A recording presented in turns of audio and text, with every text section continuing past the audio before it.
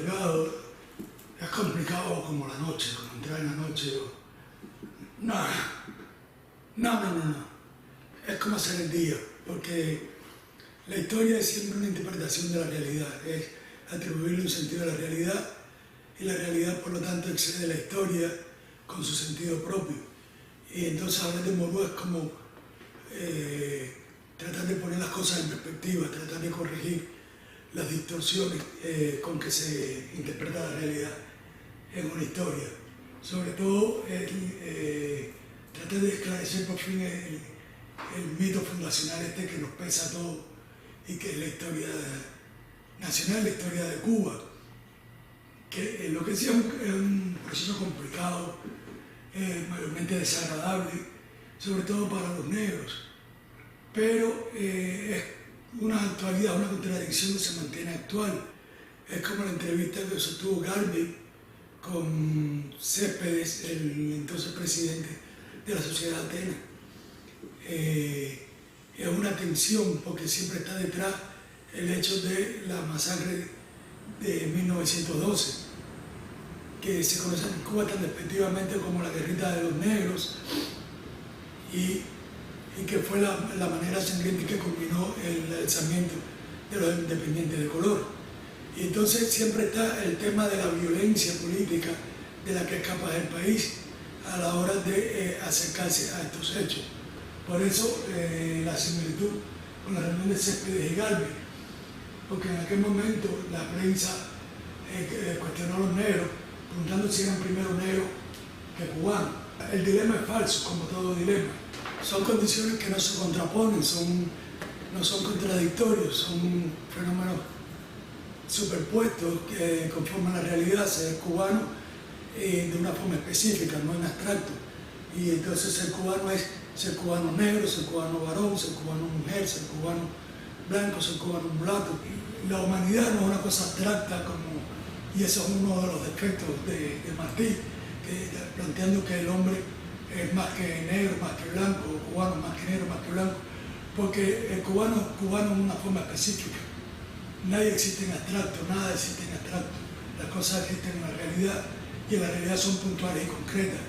Ese es otro de los graves errores de la perspectiva histórica, basada precisamente en el materialismo histórico, que es una forma de trascendentalismo. Y es pensar que el problema de la interseccionalidad, eso es un problema también falso, porque surge de la incapacidad del materialismo para lidiar con el individuo, con el tema de la voluntad, que ni siquiera es comprendido por Hegel, sino que es aportado por Schopenhauer en contradicción con Hegel precisamente. Y entonces puede ser arrastrado ese dilema en la distorsión de la realidad como historia. Y por eso hablar de Morúa es un poco como esclarecerlo todo. La muerte moral de Martín Morúa Delgado es demasiado perfecta para no ser un asesinato de carácter. Fue un elemento político que se infló, que se construyó como una estrategia.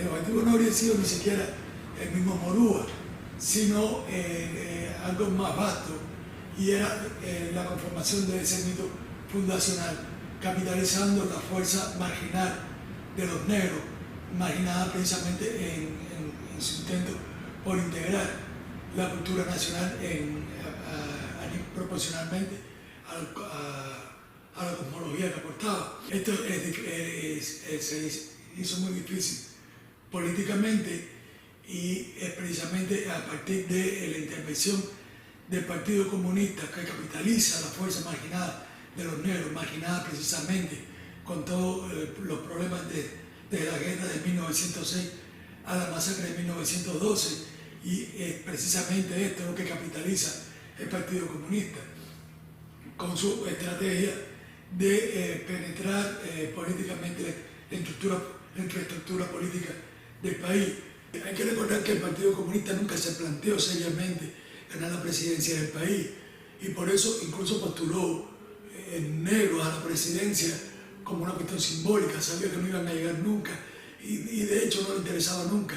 Le interesó más penetrar formar parte de los gabinetes tradicionales. A grandes rasgos, esa era la pretensión de Morúa con respecto a los negros, cuando él sacó la enmienda, y era que los negros no se marginaran, no lucharan contra la fuerza imposible que era el racismo mismo del país, que era más difícil que el norteamericano por los niveles de sutileza.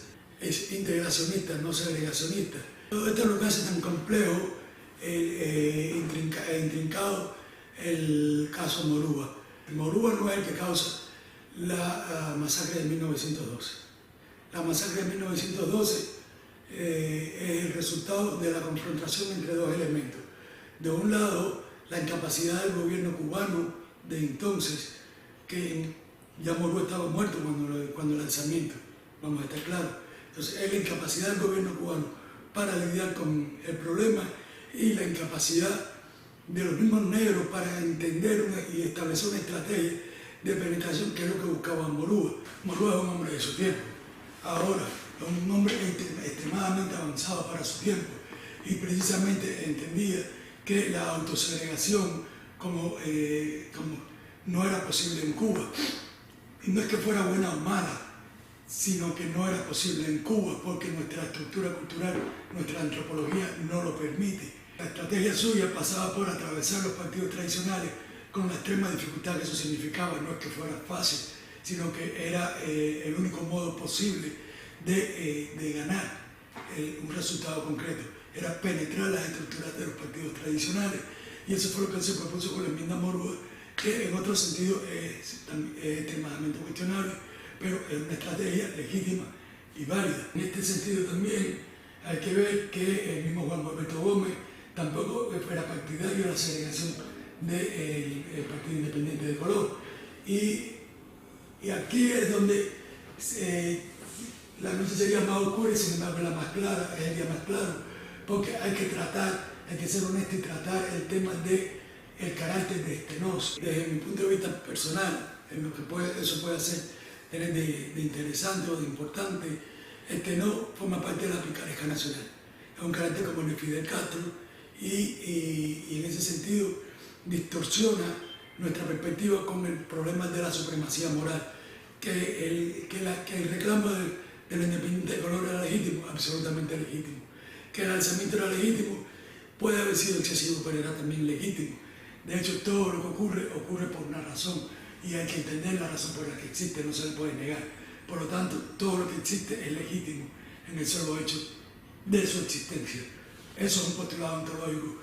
Por eso el acercamiento Morúa también tiene que ver con la ontología nacional, porque es puntual. La estructura interna, la hipóstasis como estructura interna de las cosas, no es algo que exista separado de las cosas, y sin embargo las cosas son su misma proyección formal.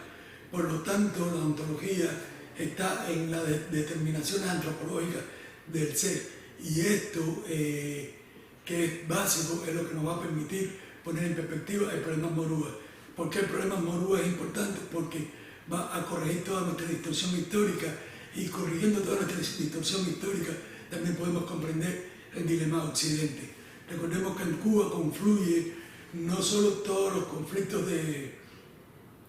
del área, sino además el momento crucial que está viviendo Occidente. Viene de la independencia de Haití, la independencia latinoamericana, el conflicto de la autonomía como posibilidad para Cuba, el independentismo como voluntad de independencia que no es moral, es pragmática y solo que está mal decidida. El independentismo cubano, recordemos que no es puro, es problemático, proviene del anexionismo. Se estaba rehuyendo el monopolio comercial de España sobre la economía de la parte oriental del país.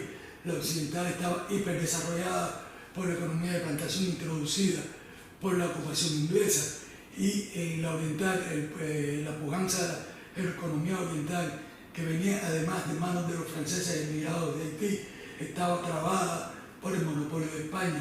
Por eso los hacendados orientales buscaban la anexión, que no era a los Estados Unidos, sino a la Confederación de Estados del Sur. Y cuando se pierde la guerra civil, entonces que viene el problema del independentismo. A partir de ahí es que Morúa centra, antropológicamente hablando, el dilema nacional. Y yo diría que incluso desplaza el de Martí.